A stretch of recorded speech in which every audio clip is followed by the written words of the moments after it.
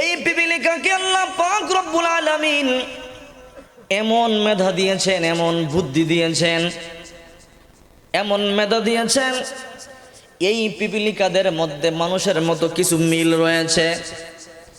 কেমন মিল রয়েছে? বিজ্ঞানী উইলসন গবেষণা করতে লাগলেন, পৃথিবীর মধ্যে সবচেয়ে ছোট্ট একটা প্রাণী হলো পিপীলিকা।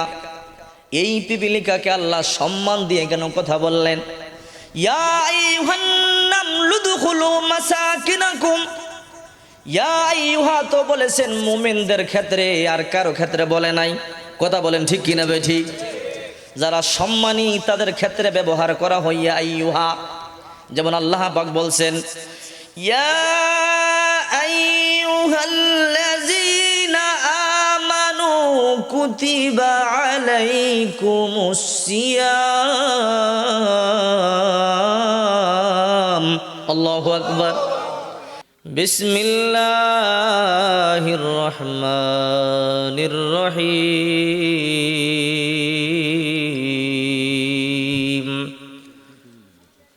আলিফ লাম মিম। যালিকাল কিতাবু লা রাইবা ফীহি হুদাল লিল মুত্তাকিন। وقال رسول الله صلى الله عليه وسلم تركت فيكم أمرين لن تضلوا ما تمسكتم بهما كتاب الله وسنة رسوله أو كما قال النبي عليه الصلاة والسلام صدق الله مولانا العظيم وصدق رسوله النبي الكريم ونحن على ذلك لمن الشاهدين والشاكرين والحمد لله رب العالمين। সবাই দুরূদ ইব্রাহিম পড়ি। اللهم صل على محمد وعلى آل محمد كما صليت على إبراهيم وعلى آل إبراهيم إنك حميد مجيد। اللهم بارك على محمد وعلى آل محمد كما باركت على إبراهيم وعلى آل إبراهيم إنك حميد مجيد। तानीम के मुख्तार खुदा तुमको बनाया, तानीम के मुख्तार खुदा तुमको बनाया, उम्मत की निगहबान खुदा तुमको बनाया, उम्मत की निगहबान खुदा तुमको बनाया। आका मेरा मौला मेरा रहमत की नबी है, तजदार मदीना हमारा तुम्हारा भी है, तजदार मदीना हमारा तुम्हारा भी है। কে বহালো নদীর তীরে দক্ষিণ হিমেল বায়ু,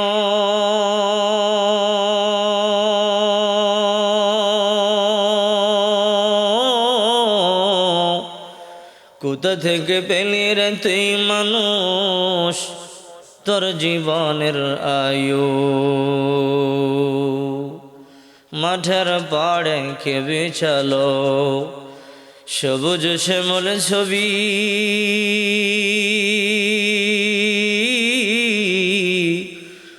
সকাল বেলা কে উঠায় রে আপন রঙ্গ রবি। নদীর বুকে কে দিল রে কলহ কলতান চিন্তা করে দেখো মন এই সবই হলো আল্লাহ তাআলার দান। জোরে কোন কথা ঠিক কি না? আমল से बनती है जन्नत भी जहन्नम, अमल से बनती है जन्नत भी जहन्नम, एक आँख फितरत में न नारी है न नूरी, एक आँख फितरत में न नारी है न नूरी।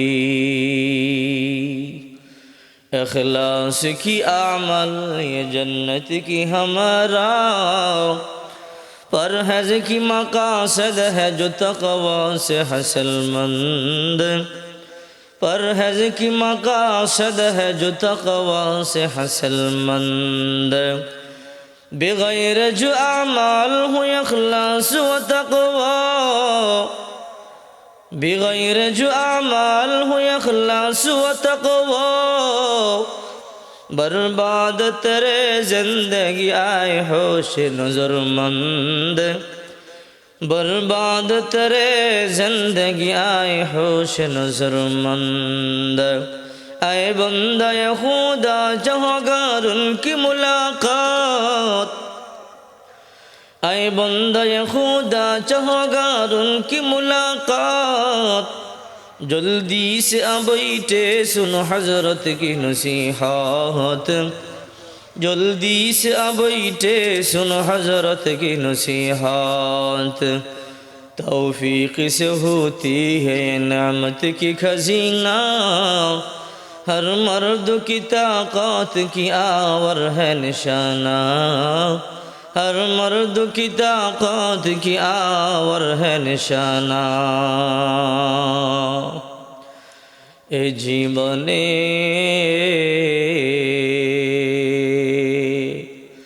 न करिलाम बंदगी,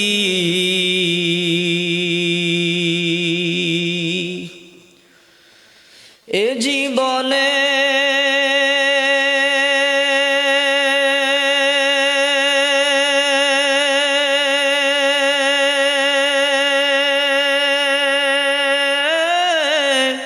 न करिलाम बंदगी, गुनाह करे काटाइलाम जिंदगी, गुनाह करे काटाइलाम जिंदगी। तौबा करे आবার तौबा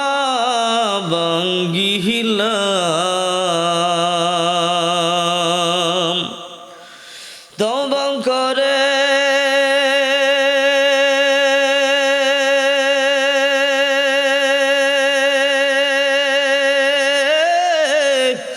আবার তওবা ভাঙ্গিলাম।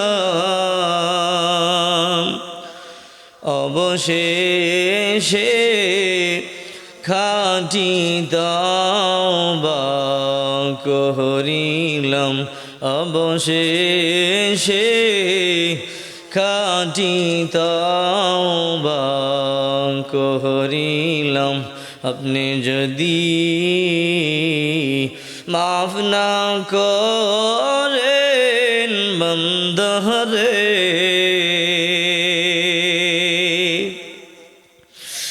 আপনি যদি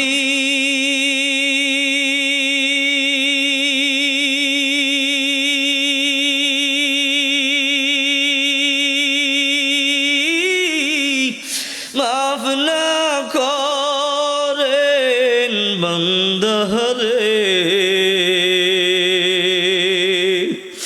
বলে না আপনার বান্দা যাবে কারদারে, বলে না আপনার বান্দা যাবে কারদারে।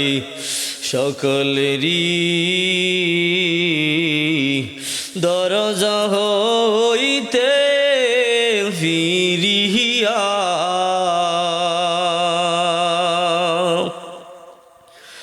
সকলেরই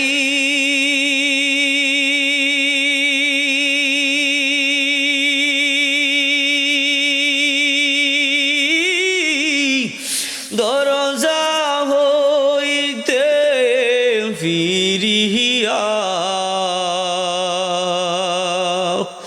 আপনার দরজায় রইলাম পহরিয়া আপনি যদি মাফ না করেন বান্দারে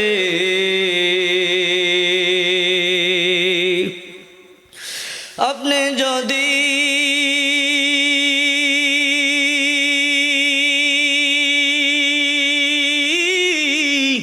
মাফ না করেন বান্দারে বলি না আপনার বান্দা যাবে করদারে বলে না আপনার বান্দা যাবে করদারে গুনাহ করেছি আর তো গুনাহ করব না গুনাহ করেছি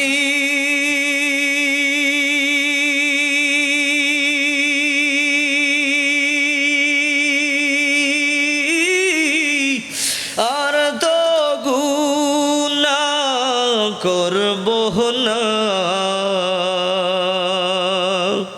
দয়া করে মাফ করে দাও রব্বানা দয়া করে মাফ করে দাও রব্বানা বান্দা যখন জাহান্নামে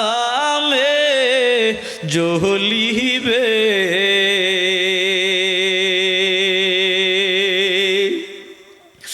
বান্দা যখন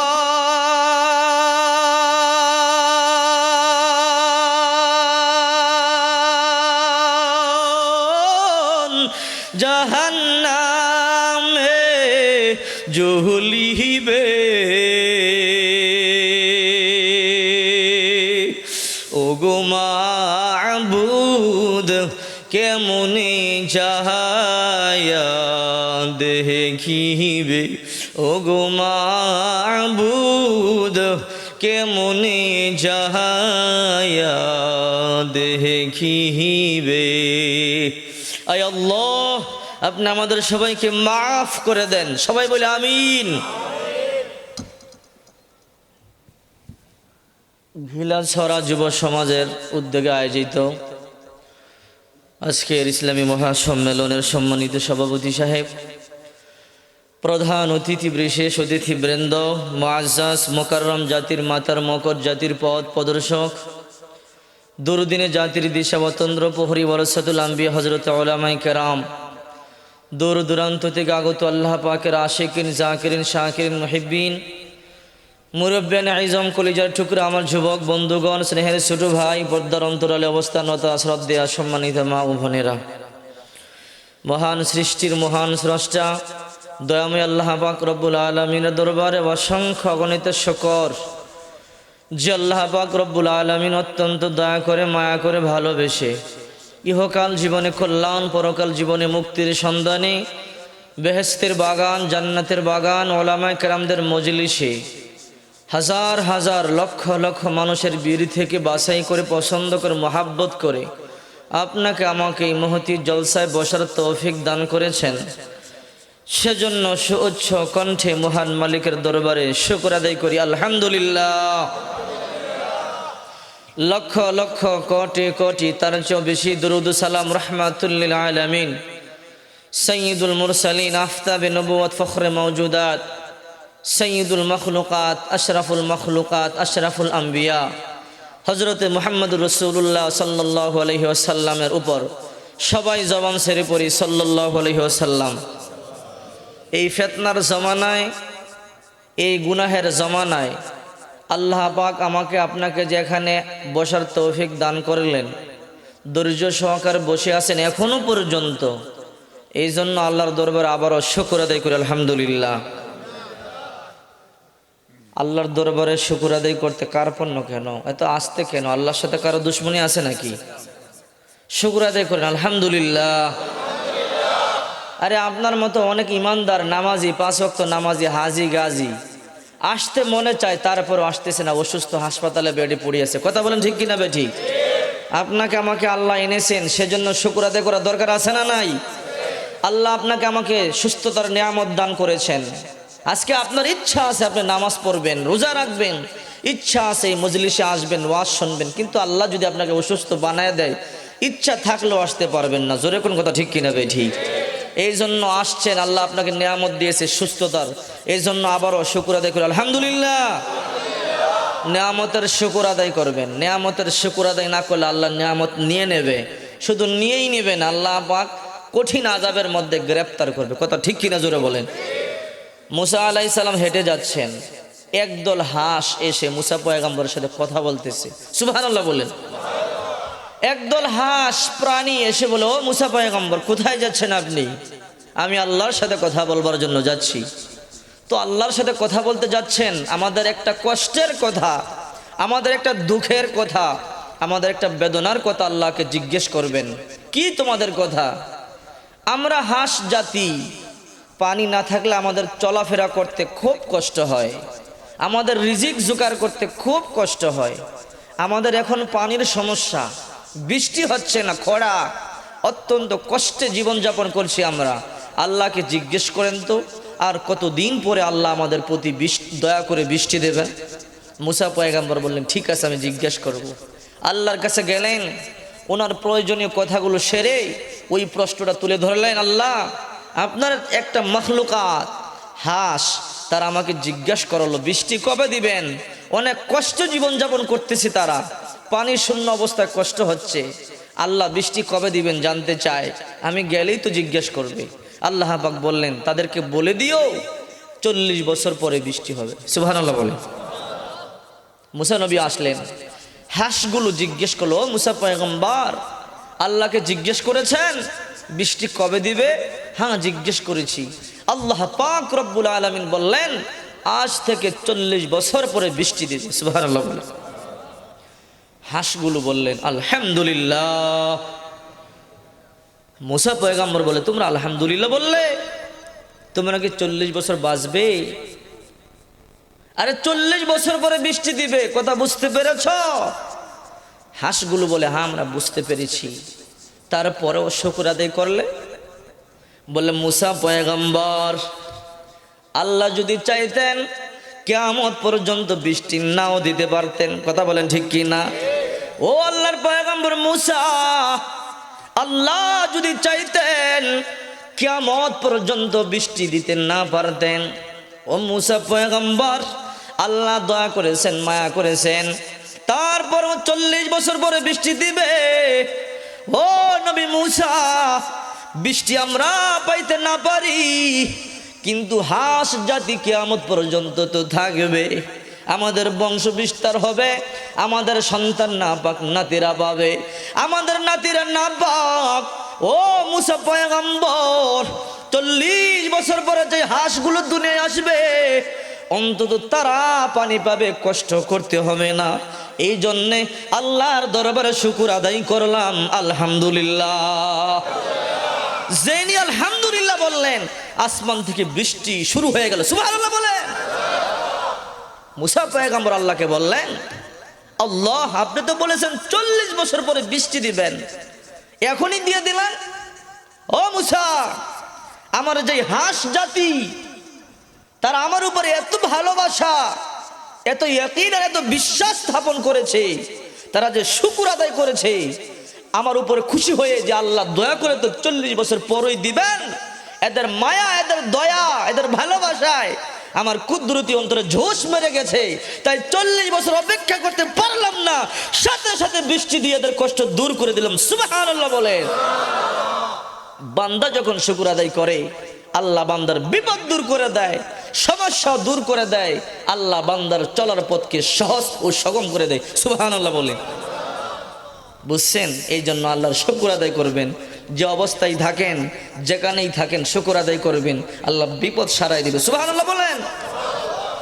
আমি যে আয়াত পড়েছি, বলতে পারেন এটা তো একদম প্রথম একটা আয়াত, সুপরিচিত একটা আয়াত। এর তাফসীর, এর ব্যাখ্যা বহুবার শুনেছি। এর তেলাওয়াত কোরআন খুললেই তো আয়াত তেলাওয়াত বহুবার করেছি। সূরাতুল বাকারার প্রথম আয়াত। কথা বলেন ঠিক কিনা ভাই? ঠিক।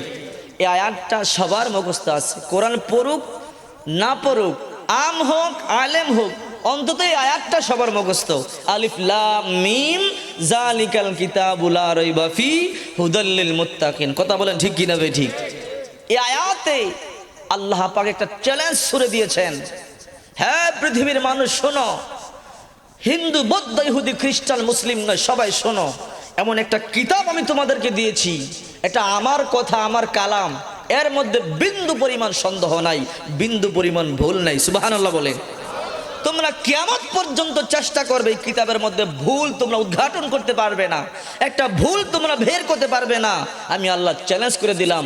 সুতরাং হুদাল্লিল মুত্তাকিন, এই কিতাব যারা পড়বে, এই কিতাব দ্বারা যারা আমল করবে, এই কিতাব যারা সঙ্গী বানাবে, এই কিতাবের পথ মতে যারা চলবে, তারা হবে মুত্তাকিন।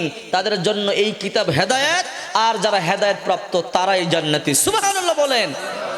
ইহকালীন কল্যাণ এদেরকে দান করবো, পরকালে মুক্তি দিয়ে দেব। সুবহানাল্লাহ বলেন। এই হলো সহজ সরল তরজমা। এবার ব্যাখ্যায় আসেন। এই যে একটা আয়াত ছুড়ে দিয়েছেন আল্লাহ, এইবার সারা পৃথিবীর সমস্ত কাফের মুশরিকদের মাথা গরম হয়ে গেল। কথাগুলো খেয়াল করবেন, এর থেকে শিক্ষা বের হবে। খেয়াল করবেন কথাগুলো মনোযোগ দিয়ে, বেশি সময় ডিস্টার্ব করবো না, অল্প সময়, কিন্তু কথাগুলো খেয়াল করবেন। সারা পৃথিবীর মুশরিক কাফের বেঈমানদের মাথা নষ্ট হয়ে গেল। পৃথিবীর মধ্যে এমন কোনো ধর্মগ্রন্থ নেই যার শেষে এতটুকু লেখা নেই যে যদি এর মধ্যে ভুল ত্রুটি হয়ে থাকে মাফ করবেন। কথা বলেন ঠিক কিনা ভাই? ঠিক।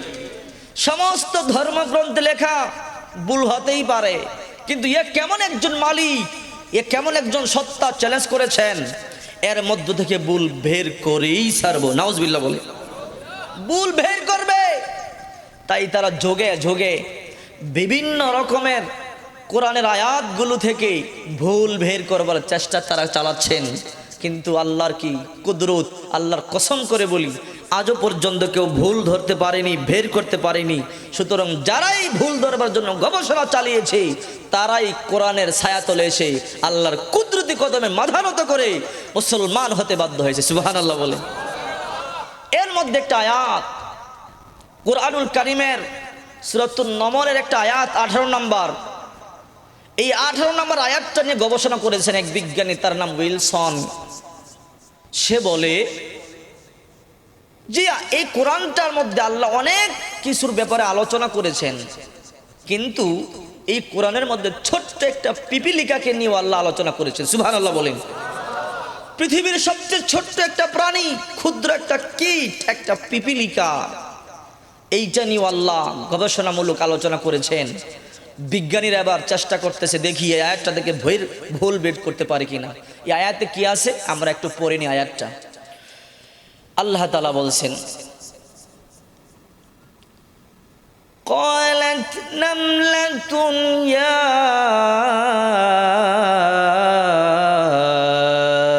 أيها النمل ادخلوا مساكنكم لا يحطمنكم سليمان وجنوده وهم لا يشعرون। الله أكبر। পিপিলিকাদের রানী পিপিলিকাদেরকে বলছেন, হে পিপিলিকার দল, তোমরা গৃহে প্রবেশ করো। সুলাইমানের যেই দলবল নিয়ে সুলাইমান পয়গম্বর ঘোড়া টক টক করে আসতেছে, যদি তোমরা গর্তে প্রবেশ না করো তাহলে তার পায়ের তলায় পরে পিষে যাইবে। কথাগুলো খেয়াল করবেন। পিপিলিকাকে এই কথা আল্লাহ পাক রব্বুল আলামিন পৃথিবীর পিপিলিকার এই কথাটা তুলে ধরেছেন। বিজ্ঞান বলল পিপিলিকার কথা আল্লাহ কেন বললেন? এটা ছোট্ট প্রাণী, কিন্তু এটা নিয়ে গবেষণা কেন করলেন দেখেন। এই পিপিলিকাকে আল্লাহ পাক রব্বুল আলামিন এমন মেধা দিয়েছেন, এমন বুদ্ধি দিয়েছেন, এমন মেধা দিয়েছেন, এই পিপিলিকাদের মধ্যে মানুষের মতো কিছু মিল রয়েছে। কেমন মিল রয়েছে? বিজ্ঞানী উইলসন গবেষণা করতে লাগলেন পৃথিবীর মধ্যে সবচেয়ে ছোট্ট একটা প্রাণী হলো পিপিলিকা। এই পিপিলিকাকে আল্লাহ সম্মান দিয়ে কেন কথা বললেন? ইয়া আইয়ুহান নামলু দুখুলু মাসাকিনাকুম। ইয়া আইয়ুহা তো বলেছেন মুমিনদের ক্ষেত্রে, আর কারো ক্ষেত্রে বলে নাই। কথা বলেন ঠিক কিনা বে ঠিক? যারা সম্মানী তাদের ক্ষেত্রে ব্যবহার করা হয় ইয়া আইয়ুহা। যেমন আল্লাহ পাক বলছেন ইয়া আইয়ুহাল্লাযীনা আমানু কুতিবা আলাইকুমুস সিয়াম। আল্লাহু আকবার। কামা কুতিবা আলাল্লাযীনা মিন ক্বাবলিকুম লাআল্লাকুম তাত্তাকুন। সম্মান তো আল্লাহ পাক মুমিনকে দিয়েছেন। এবার বিজ্ঞানী উইলসন গবেষণা করলেন এই পিপিলিকাকে আবার আল্লাহ সম্মান দিয়ে ডাক কেন দিলেন? কাফেরদেরকে আল্লাহ ইয়া আইয়ুহা কোথাও বলে নাই, কারণ কাফেররা আল্লাহর নাফরমান। জোরে কোন কথা ঠিক কিনা বে ঠিক? কাফেরগুলো আল্লাহর কথা মানে না, আল্লাহর হুকুম পালন করে না। এই জন্য কাফেরদেরকে আল্লাহ সম্মান দিয়ে কথা বলেন নাই, সম্মান দিয়েছেন মুসলমানকে, ইমানদারকে, মুত্তাকিকে। কিন্তু পিপিলিকাকে কেন দিলেন? বিজ্ঞানী উইলসন গবেষণা করে দেখে সাধারণ কীট পতঙ্গের মাথার মধ্যে যতগুলো কোষ আছে এর চেয়ে 2.5 লক্ষ গুণ কোষ বেশি আল্লাহ পাক পিপিলিকার মাথার মধ্যে দিয়েছেন। সুবহানাল্লাহ বলেন।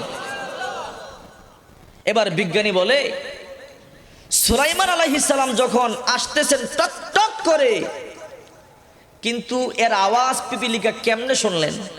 পিপিলিকার তো কান নাই। পিপিলিকার কি কান আছে? জোরে বলেন। পিপিলিকার কান নাই, কিন্তু পিপিলিকা কিভাবে শুনলেন? এই হলো তার প্রশ্ন। সে গবেষণা করলো বিজ্ঞানী উইলসন, বহু বছর গবেষণা করে দেখে পিপিলিকার যে হাঁটু আছে, হাঁটু থেকে এই গোড়া পর্যন্ত যে জায়গাটা আছে এটাকে আরবিতে বলা হয় নিসফে সাক। এই নিসফে সাকের মধ্যে আল্লাহ পাক রব্বুল আলামিন সেন্সর ভাইব্রেশন দিয়ে দিয়েছেন। যেমন আমরা মোবাইলের মধ্যে ভাইব্রেশন দিলে কল আসলে রিংটোন আওয়াজ না হলেও আমরা অনুভব করতে পারি কল এসেছে। কথা ঠিক কিনা বে ঠিক? এই নিসফে সাকের মধ্যে আল্লাহ পাক পিপিলিকাকে সেন্সর ভাইব্রেশন দিয়েছেন। যখন কোনো ঘূর্ণিঝড় হয়, কোনো আওয়াজ হয়, বিপদ সংকেত হয়, তখন পিপিলিকা শুনতে পায়। আল্লাহ শোনার তৌফিক দিয়েছেন। সুবহানাল্লাহ বলে। চিন্তা করেছেন? বিজ্ঞানী গবেষণা করেছে। এইবার সে গবেষণা করে দেখলো এই পিপিলিকাকে আল্লাহ পাক রব্বুল আলামিন সম্মান দিয়ে কেন তার নাম ধরে ডাকলেন? ইয়া আইয়ুহান নামলু দুখুলু মাসাকিনাকুম। কারণ সাধারণ কীট পতঙ্গকে যতটুকু ব্রেন দিয়েছেন, কোষ দিয়েছেন, এর চাইতে 2.5 লক্ষ গুণ বেশি কোষ আল্লাহ পাক পিপিলিকার ব্রেনের মধ্যে দিয়েছে। ছোট্ট একটা পিপিলিকা, তার পেটের মধ্যে পাকস্থলী 2টা। মানুষ এত বড়, তারপরও তার পাকস্থলী একটা। পিপিলিকাকে আল্লাহ 2টা পাকস্থলী দিয়েছেন। দূর দূরান্তে খাদ্য সংগ্রহ করবার জন্য যখন চলে যায়, খাদ্য একটা দিয়ে সংগ্রহ করে পেটের মধ্যে মজুত করে রাখে। বাড়িতে নিয়ে যাবে, নিজের সন্তান, নিজের পরিবারকে খাওয়াবে। আর একটা খাদ্য পাকস্থলী রয়েছে যা দিয়ে নিজে খাদ্য খেয়ে নিজের জীবন ধারণ করে। সুবহানাল্লাহ বলেন। খাদ্যগুলো যখন সংগ্রহ করে বাড়িতে নিয়ে যায়, বাড়িতে নিয়ে যখন রেখে দেয়, গমের দানা হোক বিচি হোক, কিছুদিন পরে যখন এটা থেকে আবার শিকড় গজায়, শিকড় গজালে তো এই ছোট্ট একটা বিচিটা পচে যায়। কথা বলেন ঠিক কিনা বেঠি? আল্লাহ পাক রব্বুল আলামিন পিপিলিকার ব্রেনের মধ্যে বলে দিয়েছে, রে পিপিলিকা, শিকড় গজিয়েছে, কিছুদিন পরেই তোর এই গমের দানাটা পচে যাবে।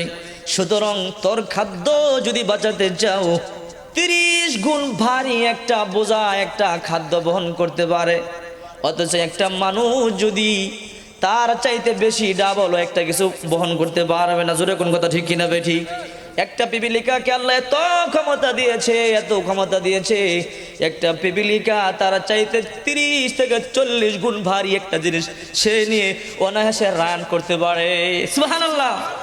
He can run, he not got any problem, he can easy running, his is not his problem, his gave God is supreme power.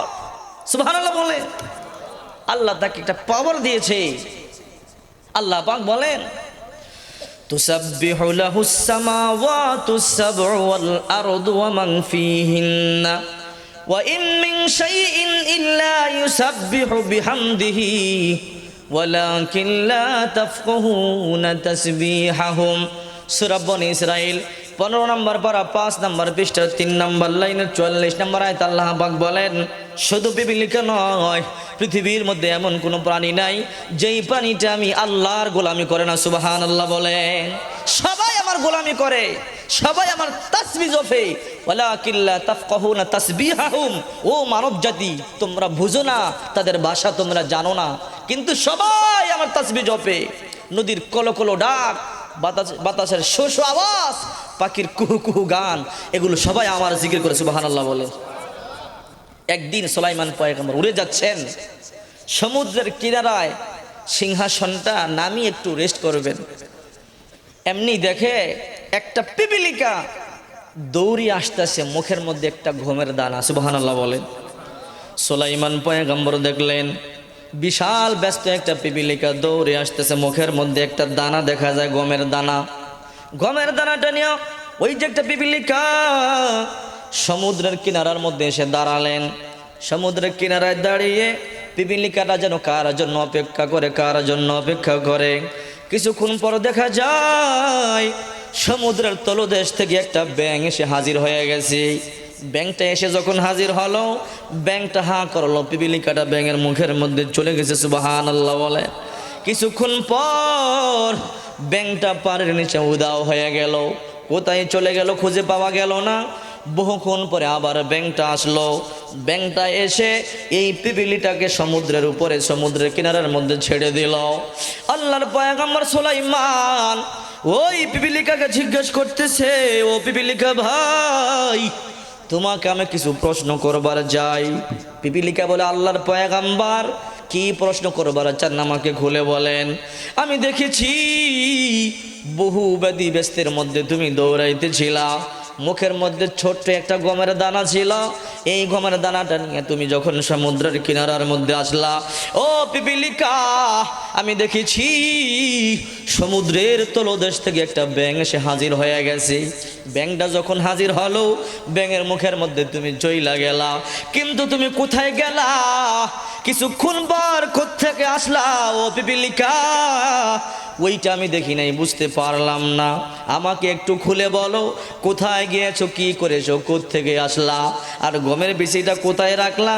পিপিলিকা বলে, আল্লাহর পয়গম্বর সুলাইমান, ও পয়গম্বর, আপনি নবী অথচ জানেন না, এতটুকু খবর আপনি রাখেন না।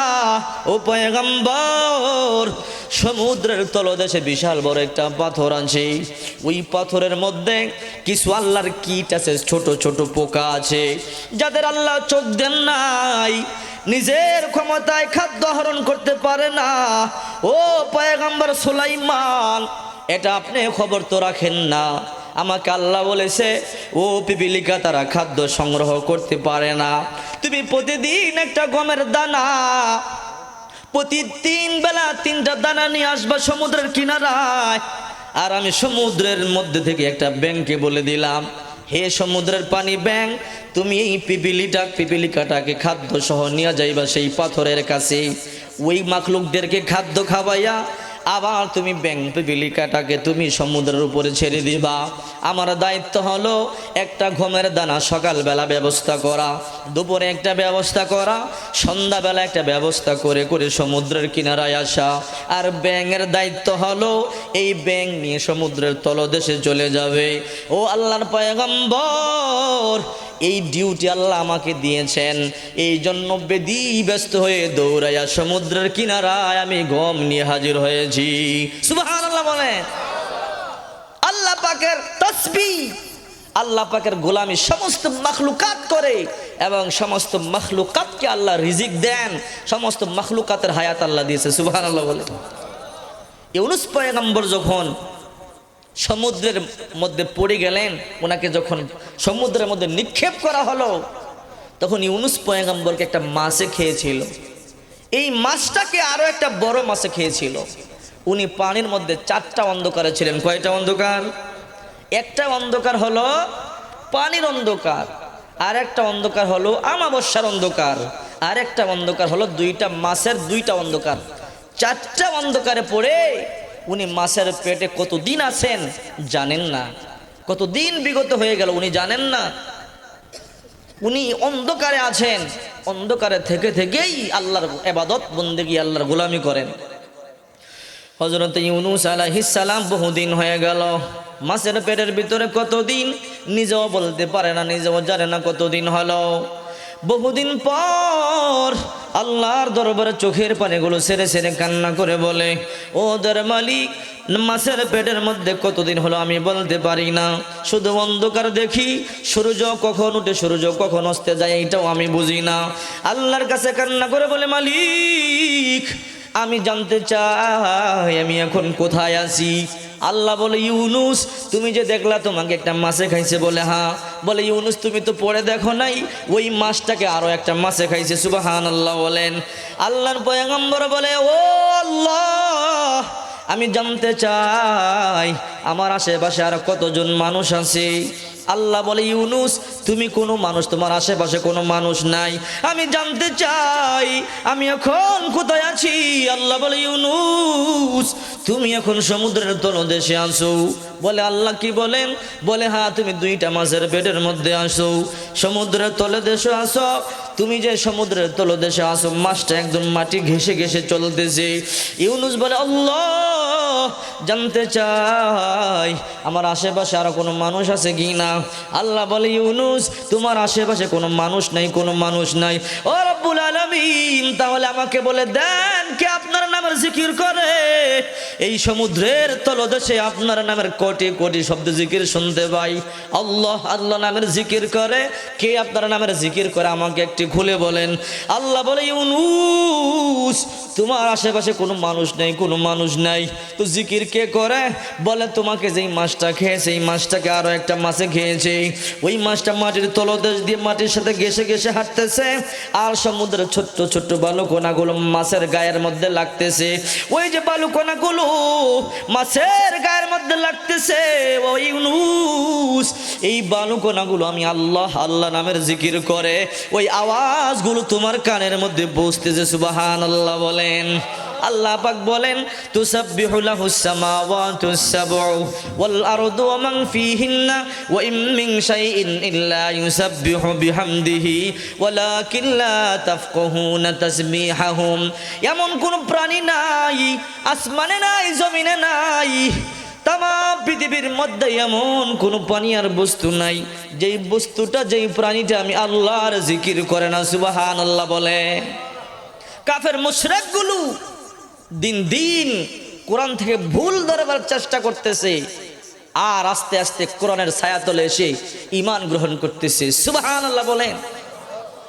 আল্লাহর পয়গম্বর একটা হাদিসের মধ্যে বলেছেন, আবু দাউদ শরীফের মধ্যে হাদিসটা, এই হাদিসটা আমি আমার ছাত্রদেরকে পড়ালাম।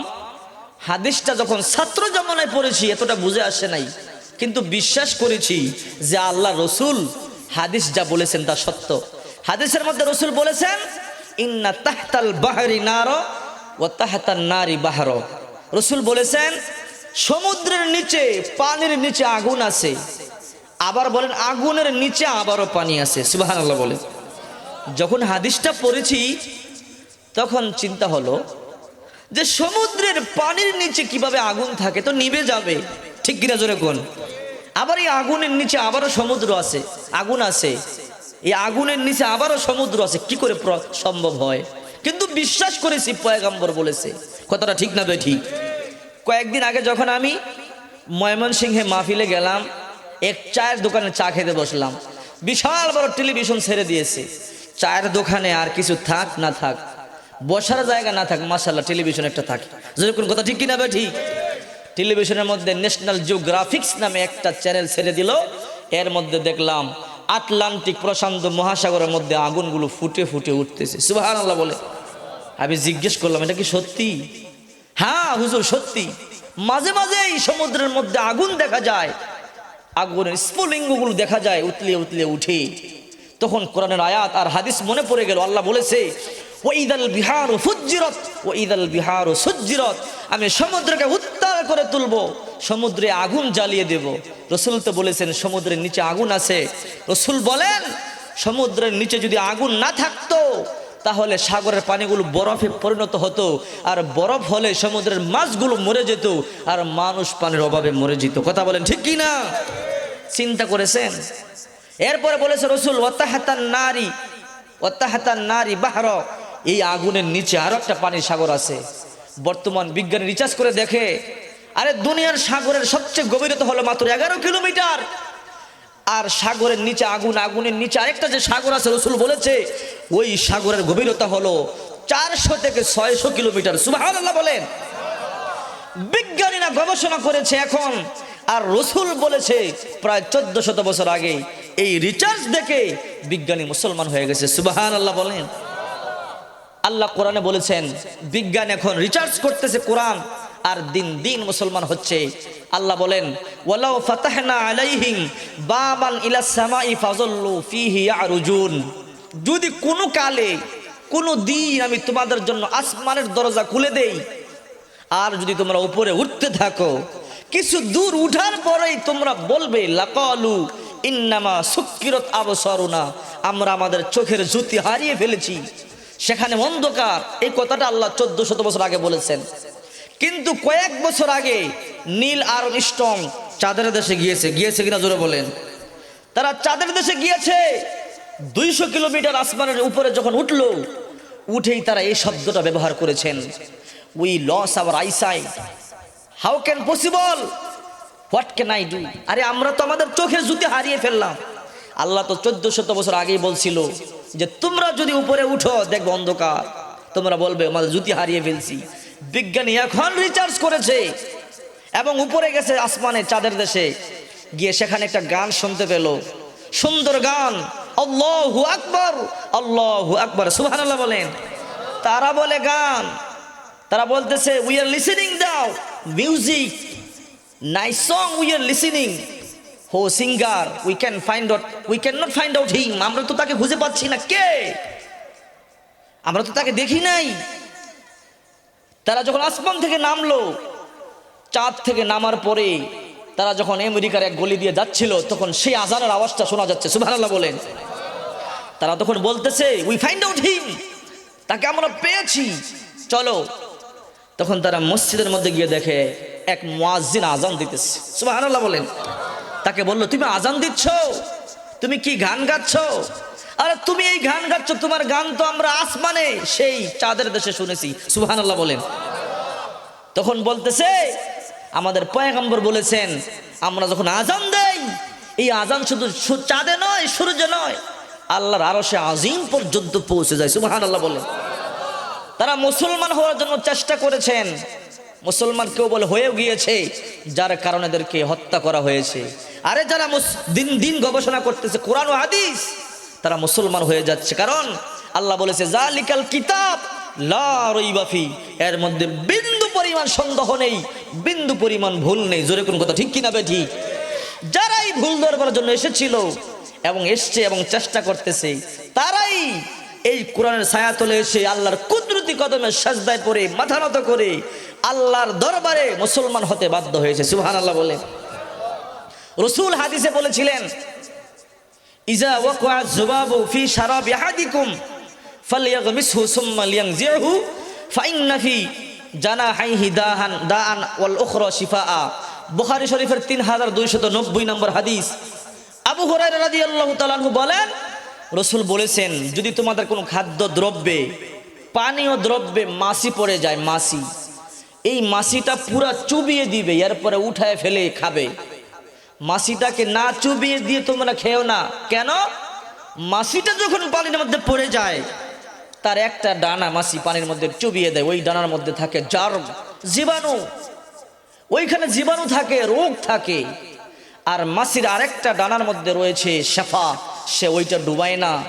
তোমরা যদি পুরোটা ডুবাই দাও, তাহলে যেই ডানায় শেফা আছে, ওই ডানাটা সমস্ত ব্যাকটেরিয়া জার্মগুলোকে ধ্বংস করে দেয়। সুবহানাল্লাহ বলে। এরপরে তোমরা খাইবা, পান করবা, তাহলে তোমাদের স্বাস্থ্যের ক্ষতি হবে না। এই কথা রাসূল বলেছেন 14 থেকে প্রায় 1450 বছর পূর্বে। কয়েকদিন আগে সৌদি আরবের রিয়াদে কিং আব্দুল আজিজ হাসপাতালে পরীক্ষা চলছিল। ডক্টর ওয়াজি বাসি সহ কয়েকজন আমেরিকান বিজ্ঞানী পরীক্ষা শুরু করলো। মোহাম্মদ 1400 বছর আগে বলেছে, সে কোন স্কুল কলেজে পড়ে নাই, দেখি ভার্সিটিতে পড়ে নাই, কি বলেছে দেখি। তারা কিছু মাছি ধরে জীবাণুমুক্ত টেস্ট টিউবের মধ্যে ভরে জীবাণুমুক্ত একটা পাত্রের মধ্যে রেখে দিলেন পানি দিয়ে। যখন মাছিগুলো ছাড়লেন, সাথে সাথে জার্ম আর জীবাণু পুরো পানিটা ভরে গেল।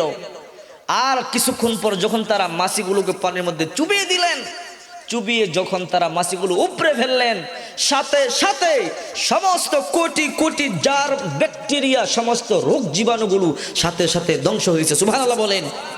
ওই বিজ্ঞানীগুলো বলতে বাধ্য হয়েছে যে জার্মগুলো দেখেছি, এগুলো অন্য মেডিসিন দিয়েও আমরা ধ্বংস করা সম্ভব হতো, কিন্তু গডের আল্লাহর কসম, পৃথিবীতে এমন মেডিসিন এখনো তৈরি হয় নাই এত দ্রুত এই জার্মগুলো মারবার জন্য। যখনই আমরা আমাদের মাছি পুরো চুবিয়ে দিলাম, সাথে সাথে জার্মগুলো সেকেন্ডের মধ্যে উধাও হয়ে গেল, বিন্দু পরিমাণ বাকি নাই, সাথে সাথে মুসলমান হয়ে গেল। সুবহানাল্লাহ বলেন। রসুল যা, রসুলের আদর্শের উপরে আসো, মা রসুলের আদর্শের উপরে আসো, রসুলের সুন্নাহর উপরে চলো, দেখবে জীবন সুন্দর হয়ে যাবে। এরপরে অন্য হাদিসের মধ্যে রসুল বলেন, ইজা ওয়ালাগাল কালবু ফি ইনাই ফাগসিলুহু সাবআ মাররাত আস-সাবিআতু বিত-তুরাব। 73 নম্বর হাদিস এটা। এর মধ্যে আল্লাহর পয়গম্বর বলেন, যখন তোমাদের কোনো পাত্রে কুকুর লেহন করে, কুকুরে মুখ দেয়, তখন এই পাত্রটাকে তোমরা 7 বার ধুইবা ভালো করে, 7ম বার মাটি দিয়ে মাজবা। রাসূল এতটুকুই বললেন।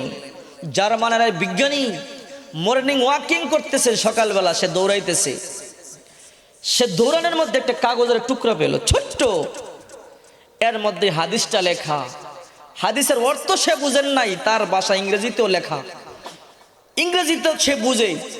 সে পড়লো, তোমাদের খাদ্য দ্রব্যে যদি কুকুর মুখ দেয় লেহন করে, 7 বার 2 বার, 7ম বার মাটি দিয়ে মুছবা। এইটা কি বললেন?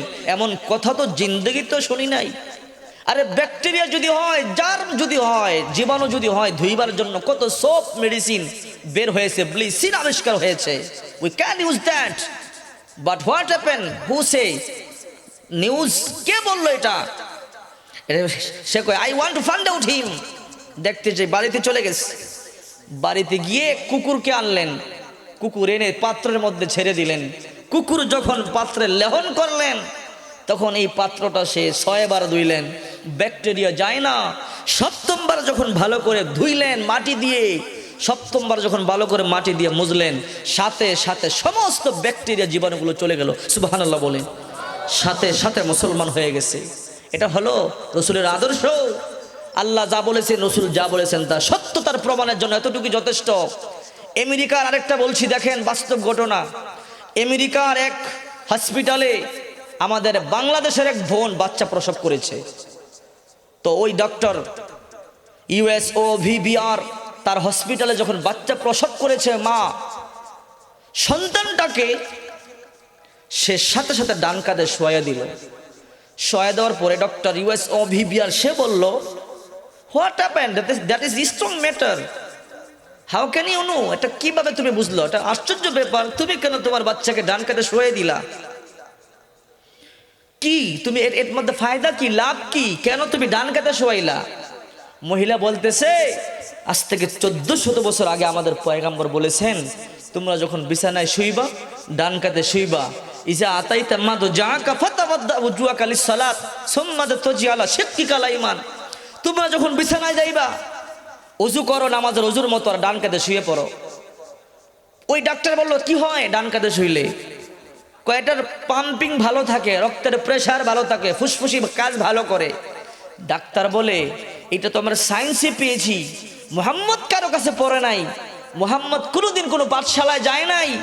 মুহাম্মদ কিভাবে জানলো যে লোকটা কারো কাছে না পড়ে, যেই লোকটা কারো কাছে না গিয়ে শিক্ষা গ্রহণ না করে এত কিছু জানে, তার জ্ঞান না জানি কত? আমরা কিসের বিজ্ঞানী? ওই লোকটা যা বলেছে সত্য বলেছে, আমি সাথে সাথে তার ধর্ম গ্রহণ করে নিলাম। সুবহানাল্লাহ বলে। আজকে সে নবীর আদর্শের উপরে আমরা নাই। জোরে কোন কথা ঠিক কিনা বেঠি? সে নবীর আদর্শের মধ্যে আমরা আছি, সে নবীর আদর্শের মধ্যে আমরা নাই। অথচ আমরা সে নবীর আদর্শ ছেড়ে চলি। অথচ এমন একজন নবীর উম্মত, এমন একজন নবীর গোলাম আল্লাহ পাক আমাদেরকে বানাইছে। কথা বলেন ঠিক কিনা বেঠি? আরে মুসলমান, আজকে এই কোরআন দিয়ে আমল করো, আল্লাহর হুকুমগুলো পালন করো, রসুলের আদর্শের উপরে চলো, দেখবে জিন্দিগি সোনার জিন্দিগি বনে গেছে। সুবহানাল্লাহ বলেন। আল্লাহ পাক বলেন, আজকে তোমরা কিসের পাগল হয়েছো দুনিয়া? আজকে তোমরা গাড়ি বাড়ির পাগল হয়েছো, টাকার পাগল হয়েছো। আরে এগুলো তো কিছুদিন থাকবে না। আল্লাহ পাক বলেন, মিনাল মুমিনিনা রিজালুন সাদাকু মা আহাদুল্লাহ আলাইহি ফামিনহুম মান কাদা নাহবাহু ওয়া মিনহুম মান ইয়ানতাজির ওয়া মা বাদদালু তাবদীলা। সূরা আহজাব 21 নম্বর পারা 20 নম্বর পৃষ্ঠার প্রথম নম্বর লাইনের 23 নম্বর আয়াত আল্লাহ পাক বলেন, দুনিয়ার মধ্যে এমনও মানুষ আছে যারা একটার পর একটা লাশ পড়ে, একটার পর একটা কাফন হয়, দাফন হয়, এরপরেও আল্লাহর সাথে যে ওয়াদা দিয়েছে এই ওয়াদা পালন করবার জন্য বদ্ধপরিকর। এক সেকেন্ডের জন্য আল্লাহর দিন থেকে তারা সরে দাঁড়ায় না, মরতে পারে, তারপরও আল্লাহর হুকুম পালন করে। কথা বলেন ঠিক কিনা বে ঠিক? হাদিস থেকে একটা ঘটনা বলি। আল্লাহর পয়গম্বর একজন সাহাবী, ঘটনাটার উদ্দেশ্য হলো তার ইমানটা কেমন ছিল, আল্লাহকে কেমন ভালোবেসেছিল। মরতে পারে তারপর দুনিয়ার পিছে পড়ে না, ইমানটা কেমন ছিল বুঝাবার জন্য বলি। সাদ সালামি তার নাম। আল্লাহর পয়গম্বরের কাছে এসে বলি, ওগো পয়গম্বর, আল্লাহ তাআলা কি আমার জন্য মদিনার মধ্যে কোনো মেয়ে বানায় নাই? ও পয়গম্বর, মনের মধ্যে বড় শখ, আমি বিবাহ করব, বিবাহের উপযুক্ত হয়েছি। দীর্ঘ 8 মাস ধরে মদিনার অলিতে গলিতে ঘুরতেছি, কিন্তু কোনো মেয়ে আমার কাছে বিবাহ বসতে রাজি হয় না, কোনো বাবা বিবাহ দিতে রাজি হয় না। ও রহমাতাল লিল আলামিন, আল্লাহ কি আমার জন্য কোনো মেয়ে বানায় নাই? আল্লাহর পয়গম্বর বলে, চোখের পানি মুছে ফেল। কি বলো? আল্লাহ তোমার জন্য কোনো মেয়ে বানাবে না কেন? কারণটা কি? আল্লাহর কি কোনো অভাব আছে নাকি? বলে, পয়গম্বর, দীর্ঘ 8 মাস মদিনা অলিতে গলিতে ঘোরাঘুরি করেছি, কোনো মেয়ে আমার কাছে বিবাহ দেয় না। আল্লাহর পয়গম্বর চোখের পানিগুলো মুছতে বলেছে, রেসা চোখের পানিগুলো মুছে ফেল, আর যা যা যা মদিনার সবচেয়ে ধনী এবং সবচেয়ে সুন্দরী মেয়ে যাকে হৌরে মদিনা বলা হয়, মদিনার সবচেয়ে সুন্দরী যাকে বলা হয় হৌরে মদিনা, আমর ইবনে ওয়াহাব আল কারশির বাড়িতে যা, তার একটা মেয়ে আছে মদিনার সবচেয়ে বেশি সুন্দরী, তার কাছে যা, গিয়ে আমর ইবনে ওয়াহাব আল কারশিকে বল, আপনার নাকি একটা সুন্দরী মেয়ে আছে, আপনার মেয়ের সাথে আল্লাহর পয়গম্বর আমার বিবাহ ঠিক করেছে। সাদ সালামি দেরি করলেন না, আমর ইবনে ওয়াহাব আল কারশি রাদিয়াল্লাহু তাআলা আনহুর বাড়িতে গেলেন, সালাম দিলেন। ও আল্লাহর পয়গম্বর সাহাবী, কে তুমি? সাদ সালামি, আল্লাহর পয়গম্বর আমাকে আপনার কাছে পাঠালো। কেন পাঠালো? আপনার নাকি একটা সুন্দরী মেয়ে আছে। বলে, হ্যাঁ, হৌরে মদিনা বলা হয়। ও আমর ইবনে ওয়াহাব আল কারশি, আপনার মেয়ের সাথে আল্লাহর পয়গম্বর আমার বিবাহ ঠিক করেছে। সুবহানাল্লাহ বলে। আমর ইবনে ওয়াহাব আল কারশি রাগান্বিত হয়ে গেলেন, অত্যন্ত রাগান্বিত হয়ে গেলেন। কি বলছো তুমি? চেহারা কোনোদিন আয়না দিয়ে দেখেছো? তুমি কি আমার মেয়ে কি? আমার মেয়ের জন্য পাগল নয় এমন কেউ নেই। সারা মদিনা যাকে হৌরে মদিনা বলা হয়, আর তুমি আমার মেয়ের বিবাহের প্রস্তাব নিয়ে এসেছো? সাহস তো কম নয় তোমার। ফারদ্দুহু রাদ্দান ওয়া বিহা, এই কথা বলে দরজা রাগান্বিত হয়ে বন্ধ করে দিলেন, অগ্নি শর্মা হয়ে গেলেন। সাদ সালামিকে বের করে দিলেন। নৈরাশ হয়ে বেরিয়ে গেলেন, দৌড়িয়ে গেলেন। আল্লাহর পয়গম্বর এখনো খুতবা দিচ্ছেন। আল্লাহর পয়গম্বর সাদ সালামের চোখের পানিগুলো দেখে বুঝতে পারলেন আমর ইবনে ওয়াহাব আল কারশি তাকে ফিরে দিয়েছে, তাই চলে আসলো। আল্লাহর পয়গম্বর ইশারা দিলেন বসে যাও, বসে গেলেন। সমস্ত সাহাবীদের পিছনে ওয়াজ শুনতেছে আর চোখের পানিগুলো সেরে সেরে কান্না করতেছে, মনে বড় দুঃখ। আল্লাহর পয়গম্বর পাঠালো, এরপরও আমার কাছে বিবাহ দিল না, মনের মধ্যে অত্যন্ত বড় বেদনা, চোখের পানিগুলো সেরে সেরে কান্না করতেছে। আর এইদিকে আমর ইবনে ওয়াহাব আল কারশির মেয়েটা পর্দার ভিতর থেকে বের হয়ে বাবার সামনে আসলো। বাবার সামনে এসে বলে, আব্বা কে এসেছিল? কয় সাদ সালামি নামের একজন আল্লাহর পয়গম্বর সাহাবী। কেন এসেছিল? তোমার বিবাহের পয়গাম নিয়ে। কে পাঠালো তাকে? আল্লাহর পয়গম্বর পাঠিয়েছে। আল্লাহর পয়গম্বর তাকে পাঠিয়েছে, আপনি তাকে কি বললেন? তাকে ফিরিয়ে দিয়েছি। এত বড় সাহস আপনার! রাসূল যাকে আমার জন্য বিবাহ ঠিক করেছে, এই লোকটাকে আপনি ফিরিয়ে দিতে পারলেন? এত বড় সাহস আপনার! ইয়া বাতান নাজাত! মেয়েটা রাগান্বিত হয়ে বলল, আপনার বসার কোনো অধিকার নাই, তাড়াতাড়ি যান, রাসূলকে গিয়ে বলেন আমি রাজি আছি, তাকে দেখবার প্রয়োজন আমার নাই। বাবা বলতেছি তুমি তাকে দেখো এক নজর। না, দেখবার প্রয়োজন নাই, যেখানে আল্লাহ আর আল্লাহ রাসূল খুশি, দেখবার কোনো প্রয়োজন নাই, প্রয়োজনে মরতে পারে। সুবহানাল্লাহ বলেন। আমি রাজি আছি, তাড়াতাড়ি যাও নবীজির কাছে। হতে পারে রাসূলের উপরে যদি তোমার বিরুদ্ধে আয়াত নাযিল হয়ে যায়, তাহলে কিন্তু তোমার জিন্দেগি বরবাদ হয়ে যাবে। আমর ইবনে ওয়াহাব আল কারশি দৌড় দিলেন। আল্লাহর পয়গম্বর এখনো খুতবা অবস্থায় গিয়া বলে, পয়গম্বর আসসালাতু ওয়াসসালামু আলাইকা ইয়া রাসূলুল্লাহ, আসসালাতু ওয়াসসালামু আলাইকা ইয়া হাবিবাল্লাহ। ও পয়গম্বর! আল্লাহর পয়গম্বর বুঝে গেলেন কিরা আমর ইবনে ওয়াহাব আল কারশি, কত বড় সাহস তোমার, আমার পাত্রকে তুমি ফিরিয়ে দিয়েছ। কে তোমাকে এত বড় সাহস দিয়েছে? ও রাহমাতাল লিল আলামিন, বুঝতে পারি নাই, ভুল করে ফেলেছি, অন্যায় করে ফেলেছি, বিশ্বাস হচ্ছিল না, আপনি তাকে পাঠালেন ও রাহমাতাল লিল আলামিন। বেয়াদবি মাফ করেন, আর আমার মেয়ে রাজি হয়ে গেছে, তার জন্য বিবাহ ঠিক করে দেন। আল্লাহর পয়গম্বর ডাক দিল, ও সাদ আয় আমার কাছে তাড়াতাড়ি আয়।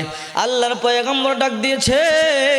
সাদ সালামি দৌড়ে আল্লাহর পয়গম্বরের কাছে চলে গেল, গিয়ে বলে, ও পয়গম্বর কেন আমাকে ডাকলেন? বলল, সাদ বিবাহ ঠিক হয়ে গেছে, পয়গম্বর আমাকে ফিরাইয়া দিয়েছে। বলে, না না, তোর সাথে বিবাহ ঠিক হয়ে গেছে। বলে, কি বলেন? বলে, হ্যাঁ, যা যা যা, তোর বিবাহের জন্য 600 দিরহাম নির্ধারণ করলাম, 600 দিরহাম নিয়ে আয়, আজকে রাত্রে তোর বাসর হবে। বলে, ও পয়গম্বর আপনি তো জানেন আপনার কাছে আমি থাকি, একটা পয়সা আমার কাছে নাই। ও রাহমাতাল লিল আলামিন, 600 দিরহাম আমি কোথায় পাবো, কোত্থেকে আনবো? আমার কপালে বুঝে বিবাহ নাই, এই সুন্দরী রমণীকে বুঝে আমি পাইবো না গো পয়গম্বর। বলে, ও সাহাবী চোখের পানিগুলো মুছে ফেলো, কান্না করো না, কান্না করো না। ঠিক আছে, যাও যাও, মদিনার মধ্যে আমার একটা ধনী সাহাবী আছে আব্দুর রহমান ইবনে আউফ, তার কাছে যাও, গিয়া বলো পয়গম্বর আমাকে পাঠাইছে 200 দিরহাম দেওয়ার জন্য। হযরত সাদ সালামি দৌড়ে আমর ইবনে ওয়াহাব আল কারশির বাড়িতে চলে গেলেন। গিয়া বলে, আমর ইবনে ওয়াহাব আল কারশি আল্লাহর পয়গম্বর তোমার কাছে পাঠালো 200 দিরহাম দেওয়ার জন্য। আমর ইবনে ওয়াহাব আল কারশি আল্লাহর পয়গম্বর আব্দুর রহমান ইবনে আউফ, আব্দুর রহমান ইবনে আউফের বাড়িতে যাও। আব্দুর রহমান ইবনে আউফ 200 দিরহাম দিয়া দিলেন। রাসূলের কথা শুনে ফাআতাহু ওয়া যাদাহু, আরো কিছু বাড়ায়া দিলেন। আল্লাহর পয়গম্বরের কাছে 200 দিরহাম জমা দিলেন। আল্লাহর পয়গম্বর বললেন, সাদ যাও যাও, আমার একটা গরিব সাহাবী আলীর বাড়িতে যাও, গিয়ে বলে, আমি পয়গম্বর তোমাকে পাঠালাম 200 দিরহাম, গিয়ে দাবি করো। চলে গেলেন আলী রাদিয়াল্লাহু তাআলা আনহুর বাড়িতে, সালাম দিও গো আল্লাহর নবীর উম্মত, আল্লাহর নবীর সাহাবী আলী। আল্লাহর পয়গম্বর পাঠালেন 200 দিরহাম দেওয়ার জন্য। আলী কোনো প্রশ্ন করলেন না, 200 দিরহাম দিয়া দিলেন। ফাআতাহু ওয়া যাদাহু, আরো কিছু বেশি দিয়া দিলেন। আল্লাহর পয়গম্বরের কাছে এসে আরো 200 দিরহাম জমা দিলেন, 400 দিরহাম হলো। আল্লাহর পয়গম্বর বলেন, ও সাদ এবার যাও, আমার একটা দুনিয়ার একটা জামাই আছে যার নাম ওসমান গনি, ওসমানের বাড়িতে যাও, গিয়া বলো ওসমানকে 200 দিরহাম দেওয়ার জন্যে। ওসমান রাদিয়াল্লাহু তাআলা আনহুর বাড়িতে গেলেন, 200 দিরহাম চাইলেন, আর 200 দিরহাম দিলেন, কিছু বাড়ায়া দিলেন। 600 দিরহাম পয়গম্বরের হাতে দিলেন, আল্লাহর পয়গম্বর দিরহামগুলো সাদের হাতে দিলেন, দিয়ে বলে সাদ এগুলো তোমার বিবির মোহরানার টাকা, তুমি মদিনার বাজারে যাও, মনে যা চায় তা বাজার করে নিয়ে আসো। মদিনার বাজারে যাও, মদিনার বাজারে গিয়া যা যা মনে চায় তোমার বিবির জন্য কিনে নিয়ে আসো। সাদ সুন্দর, আজকে রাত্রি মদিনার সবচেয়ে সুন্দরীর সাথে আমার বাসর হবে।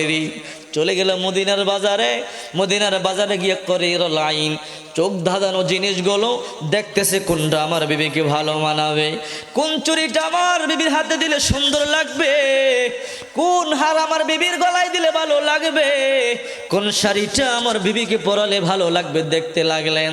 কোনটা কিনবো দেখতেছে, বারবার দেখতেছি, এমনি কানের মধ্যে একটা আওয়াজ, আন্নাফির আন্নাফির, এই আওয়াজটা হলো যুদ্ধের আওয়াজ। যখন এই আওয়াজ দিত, ও সাহাবীরা যুদ্ধের জন্য প্রস্তুত হয়ে যাও, কাফের মুশরিকেরা চলে এসেছে, আল্লাহর পয়গম্বর জিহাদের ময়দানে চলে গিয়েছে। কার জন্য বেঁচে থাকবা? রাহমাতাল লিল আলামিন জিহাদের ময়দানে। এই কানের আওয়াজ যখন কানে পৌঁছলো, সাদ সালামি চিন্তায় পড়ে গেলেন। এইদিকে সুন্দরী যুবতী, মদিনার সবচেয়ে সুন্দরীর সাথে আমার বিবাহ হবে। তাদের ঈমান কেমন ছিল, আল্লাহর মুহাব্বত কেমন ছিল? ও নবীর উম্মতের দল, একটু কান খাড়া করে শোনো। সে বলতে লাগলো, এদিকে আমার সুন্দরী যুবতী, দীর্ঘ 8 মাস ঘুরেছি, আমার কাছে কেউ বিবাহ দেয় না, বিবাহর জন্য কেউ রাজি হয় না। বহু কষ্টের বিনিময় হেও পেয়েছে মদিনার সবচেয়ে সুন্দরী, এইদিকে মদিনার সবচেয়ে বেশি সুন্দরীর সাথে আমার বাসর হবে। ওইদিকে জিহাদের ময়দানে জীবন দেব, কোনটা করব দ্বিধার মধ্যে পড়ে গেলেন। বহুক্ষণ পর অন্তরের মধ্যে একটা ধাক্কা মারলো, রে সাদ সালামি, আজকে রাত্রে তুমি সুন্দরীর সাথে তুমি বাসর করবা, তুমি আনন্দ ফুর্তি করবা। ওইদিকে বিশ্ব নবী রাহমাতাল লিল আলামিন জিহাদের ময়দানে গিয়ে যদি শহীদ হয়ে যায়, ও বিশ্ব নবীর উম্মত, কিয়ামতের ময়দানে আল্লাহর দরবারে কি জবাব দিবা? অন্তরের মধ্যে ধাক্কা দিল, রে সাদ তুই কি দুনিয়ার জন্য পাগল হয়ে গেলি? সুন্দরীর জন্য পাগল হয়ে গেলি? একটা মেয়ের জন্য এত পাগল? তোর জন্য আল্লাহ পাক জান্নাতে হাজার হাজার হুর রেখেছে, যাদের আঙ্গুলটা দুনিয়ার মধ্যে যদি পড়ে যায়, আঙ্গুলের একটা গিরা যদি পড়ে যায়, সারা পৃথিবীর সূর্যের আলো বন্ধ হয়ে তাদের আঙ্গুলের গিরার আলোতে সারা পৃথিবী জ্বলজ্বল করে জ্বলতো। সুবহানাল্লাহ। অন্তরে ধাক্কা দিয়েছে, অন্তরের মধ্যে যখন আল্লাহর ভয় ঢুকে গেছে, টাকাগুলো এইভাবে আসমানের মধ্যে ধরে বলে, ও রব্বুল আলামিন, এই টাকাগুলো আমার অনেক সাধনার টাকা, এই টাকাগুলো আমার স্বপ্নের টাকা, তুমি তো জানো রে মালিক, আজকে মানুষের সবচেয়ে সুখের দিনটা হলো বাসরের রাত। আজকে সামনে আমার বাসর, মদিনার সবচেয়ে হুরে মদিনার সুন্দরীর সাথে আমার বাসর হবে। তোমার পয়গম্বর রাহমাতাল লিল আলামিন বিবাহ ঠিক করেছে। ও রব্বুল আলামিন, আমার বাসর করতে মন চায় না, তোমার পয়গম্বর জিহাদের ময়দানে চলে গেছে। এই টাকাগুলো আমি চাই না আমার বাসরের টাকাগুলো, আমার বিবির মোহরানার টাকাগুলো আমি তোমার কুদরতি কদমে সুপর্দ করে দিলাম, আমি তোমার দিন কায়েমের জন্য দান করে দিলাম।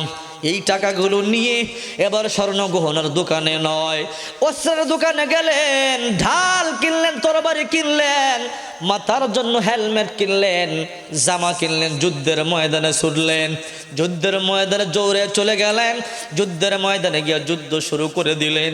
তুমুল বেগে যুদ্ধ করতেছে। বহুক্ষণ পর সাদ সালামি রাদিয়াল্লাহু তাআলা আনহু যখন হয়ে মাঠের মধ্যে পড়ে গেলেন, কালো হাত বের হয়ে গেছে। হযরতে আলী রাদিয়াল্লাহু তাআলা আনহু দেখে চিনে ফেললেন।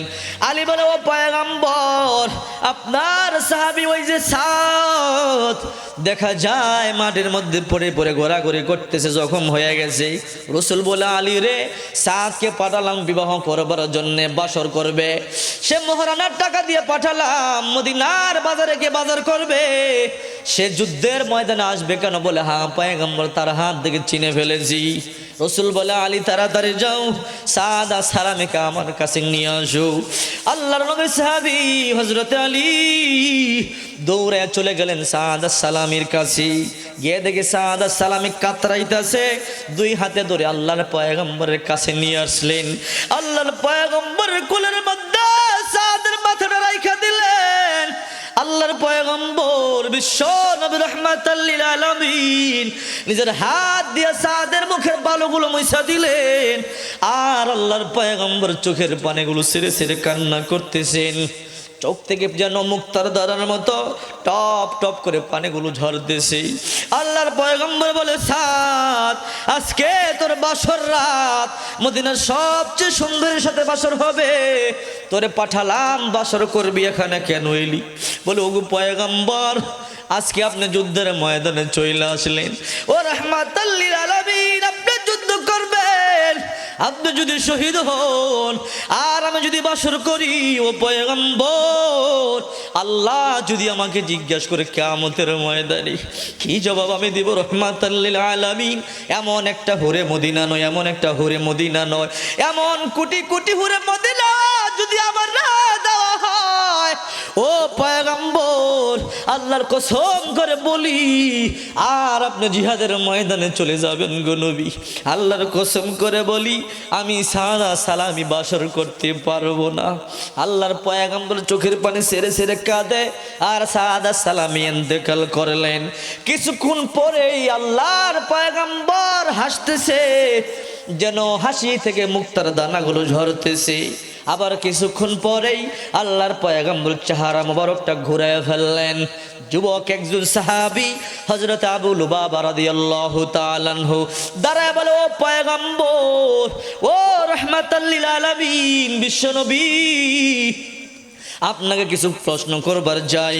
আল্লাহর পয়গম্বর বললেন, কি প্রশ্ন আছে তোমার, আমাকে খুলে বলো, প্রশ্ন তোমার করো ও পয়গম্বর। জীবনে যা না দেখেছি আজকে তা দেখেছি গো পয়গম্বর। কি দেখেছো? সাদ যখন আপনার রানের মধ্যে থেকে থেকে কান্না করতে করতে বিদায় নেই, আপনিও কান্না করতেছেন, চোখের পানিগুলো ছেড়ে ছেড়ে কান্না করতেছেন। ও রাহমাতাল লিল আলামিন, মুহূর্তের মধ্যে দেখলাম আবার হাসতেছেন। ও পয়গম্বর, বুঝলাম না, একটা মানুষ যখন কাঁদে মুহূর্তের মধ্যে আবার কেমনে হাসে? আবার দেখলাম চেহারাটা ফিরাইয়া নিলেন। আমরা সব সাহাবীর সামনে আছি, আপনার চেহারাটা পিছন দিকে ফিরালেন, কেউ তো নাই। এই তিনটা প্রশ্ন আমার, দয়া করে আপনি পয়গম্বর জবাব দিবেন। আল্লাহর পয়গম্বর বলে, আবু লুবাবা, হে আবু লুবাবা, তুমি বুঝো না, আমি যা জানি যা দেখি তোমরা তো তা দেখো না। আমি কেন কেঁদেছি? এক নম্বর প্রশ্নের জবাব নাও। সাদকে আমি মোহরানা টাকা দিয়ে পাঠাইছি মদিনার বাজারে, এমন একটা সুন্দরী রাইখা, এমন বাসরে রাইখা, এমন সাদ আমার পাগল হয়ে, আল্লাহর পাগল হয়ে জীবন দিতে পারলো, এমন একজন সাহাবী দুনিয়া থেকে চলে যায়। আমি রসুল তার বেদনায় কান্না করেছি। ও পয়গম্বর, মুহূর্তের মধ্যে আবার কেন হাসলেন? বলে, ও সাহাবী, সাদ যখন আমার কোলের মধ্যে থাইকা দুনিয়া থেকে ইন্তেকাল করলো, আল্লাহ পাক রব্বুল আলামিন সাথে সাথে সাদকে দুইটা নূরের পাখা দিয়েছে। সাদ দুইটা নূরের পাখা দিয়া আমাকে সালাম দিয়া দিয়া জান্নাতে উড়ে উড়ে চলে যায়। ও পয়গম্বর, আল্লাহ আমাকে নূরের দুইটা ডানা দিয়েছে, ও রাহমাতাল লিল আলামিন, এই ডানা দিয়া দিয়ে আমি জান্নাতের মধ্যে দৌড়াইতেছি। আল্লাহর পয়গম্বর গো, আমি অনেক সুখী আছি। আল্লাহর পয়গম্বর দেখা আল্লাহর পয়গম্বর বলে, আমি হাইসা দিছি, আমিও সুখী হয়ে গেছি। সুবহানাল্লাহ। বুঝলাম গো নবীজি, চেহারা কেন ফিরালেন এইটা তো বুঝলাম না। আল্লাহর পয়গম্বর বলে, রে আবু লুবাবা, আমার সাদ হুরে মদিনা রাইখা বছর করলো না, এত সুন্দরীকে রাইখাও যখন আমার প্রেমে পড়ে, আল্লাহর প্রেমে পড়ে জীবন দিয়া দিল, আল্লাহ পাক তার পছন্দ হয়ে গেছে। আল্লাহ তার মুহাব্বতে আল্লাহ আসমানে 7টা আসমানের দরজা খুলে দিয়েছে, জান্নাতের দরজা তার জন্য খুলে দিয়েছে। জান্নাত থেকে লক্ষ লক্ষ হুর পরে গুলো সাদকে দুনিয়ার জমিন থেকে নেওয়ার জন্য পাগল হয়ে গেছে। দৌড়াইতেছে দুনিয়ায় কে আগে আসবে, সাদকে বিবাহ করে কে তাড়াতাড়ি জান্নাতে নিয়ে যাবে। রে আবু লুবাবা, তুমি তো দেখো না আমি রাহমাতাল লিল আলামিন সব কিছু দেখি। যখন হুরগুলো দুনিয়ার জমিনে প্রতিযোগিতা করে নামতেছিল, কে আগে আসবে, কে আগে আসবে, কে সাদকে বিবাহ করবে, তখন তাদের হাঁটুর উপরে কারো কারো কাপড় উঠে যাইতেছিল বা কারো বুকের কাপড়গুলো সরে যাইতেছিল। রে আবু লুবাবা, তোমরা তো দেখো না আমি বিশ্বনবী দেখি, তাই আমার লজ্জা লেগে গেছে। আমি লজ্জায় আমার চেহারা পিছনে ফিরায় নিয়েছি। সুবহানাল্লাহ। এই ছিল সাহাবীদের আমল, অন্তর ভয়, খোদাভীতি। এরা জীবন দিয়ে দিয়েছে, পৃথিবীর লোভে পড়ে নাই। আরে এরা তো দুনিয়া জিন্দগিটাকে ঘৃণা করত। এই দুনিয়া কয় দিনের জিন্দগি, এই জিন্দগিতে আমরা চিরদিন থাকবো, জোরে বলেন। এদের ছিল ঈমান, এদের ছিল ভয়, এরা আল্লাহকে এত ভালোবাসতো। আজকে যদি এমন একটা হুরে মদিনাকে, এমন একটা সুন্দরীকে আমাদের জন্য দেওয়া হয়, বলবো সারা পৃথিবী ধ্বংস হয়ে যাক, তারপর আমাকে ডিস্টার্ব করো না। কথা বলে ঠিক কিনা বেঠি? এই ছিল সাহাবীদের ঈমান।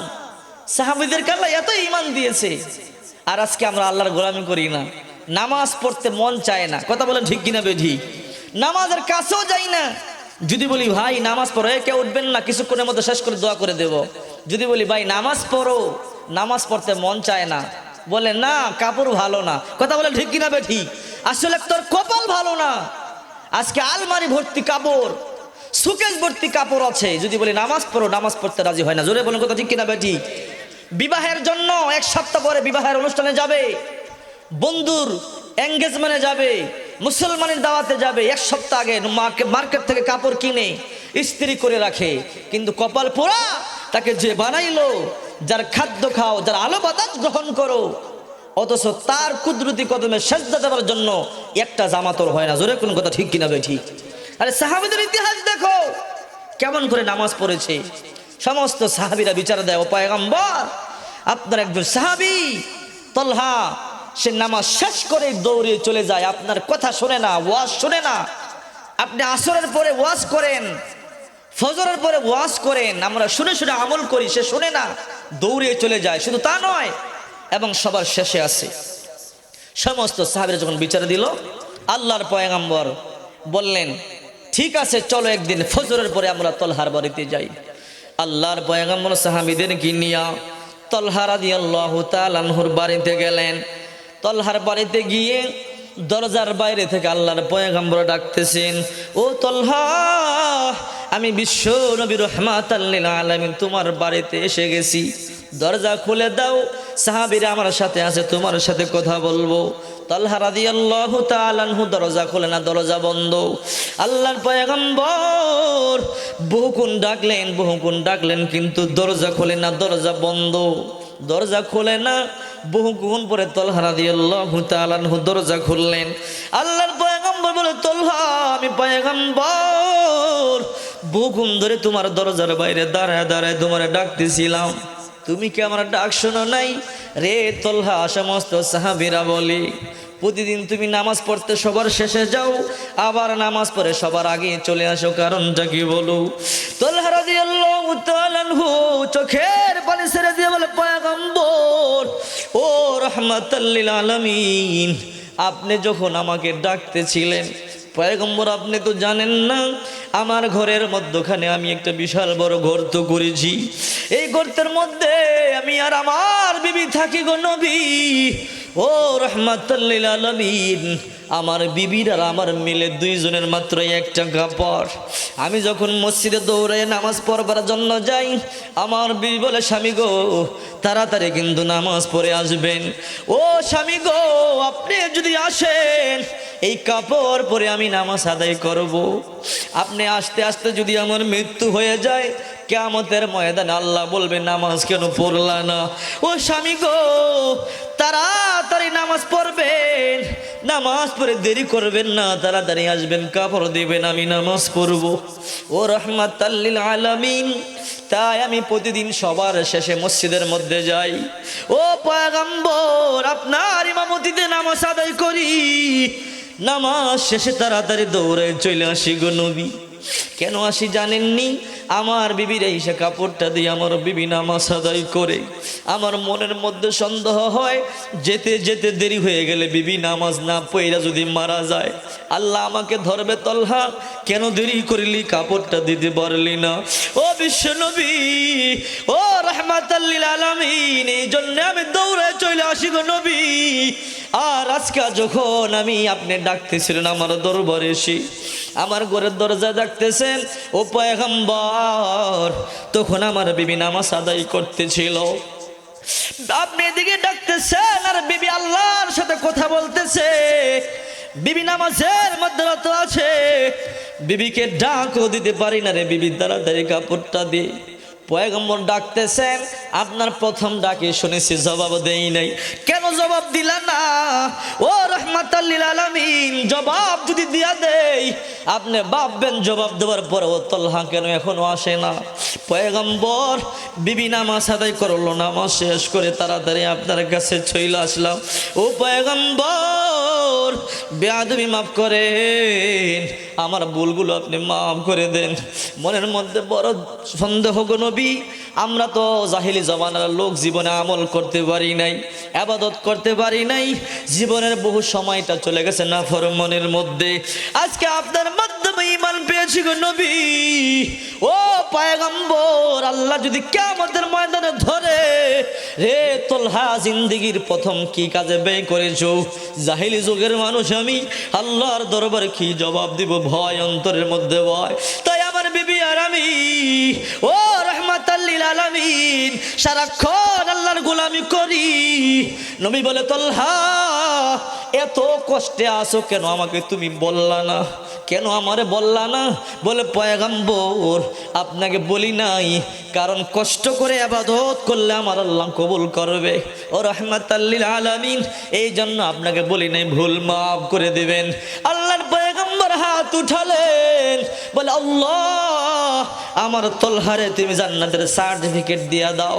আল্লাহ বলে, পয়গম্বর সাথে সাথে জিবরাইল দিয়ে সার্টিফিকেট পাঠায় দিয়েছে। সুবহানাল্লাহ বলেন। তলহারে আমি জান্নাতের উচ্চ মাকাম দান করলাম। ও নবীর উম্মতের দল, কতগুলো শার্ট আছে, প্যান্ট আছে, আলমারি ভরা, শোকেস ভরা। কথা বলেন ঠিক কিনা বে ঠিক? যদি বলো নামাজ পড়ো, পুরা কপাল বলে প্যান্ট ভালো না, কাপড় ভালো না। ও নবীর উম্মতের দল, আসলে তোর কপাল ভালো না। কথা বলেন ঠিক কিনা বে ঠিক? এখনো সময় আছে, আল্লাহর দরবারে তওবা করো, তওবা করো। জিন্দেগি বহুদিনের নয় রে বাবা, অল্প দিনের জিন্দেগিতে, অল্প দিনের জিন্দেগিতে। চোখের সামনে দেখো, তোমার বাবা ছিল, বাবা চলে গেছে, দাদা ছিল, দাদা চলে গেছে, তুমিও চলে যাইবা।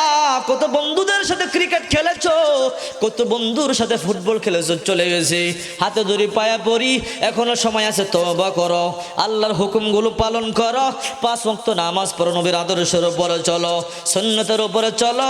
আল্লাহ পাক রব্বুল আলামিন জিন্দেগির সব গুনাহগুলো মাফ করে দিবে। সবাই বলে আমিন। আল্লাহ পাক রব্বুল আলামিন আপনাদের সবাইকে আল্লাহর হুকুম পরিপূর্ণ আদায় করে রাসূলের আদর্শের উপরে থেকে আল্লাহ পাক আমাদেরকে জান্নাতবাসী হয়ে এই দুনিয়া থেকে যাওয়ার তৌফিক দান করুন। সবাই বলে আমিন। ওয়া আখির দাওয়ানা আলহামদুলিল্লাহি রাব্বিল আলামিন।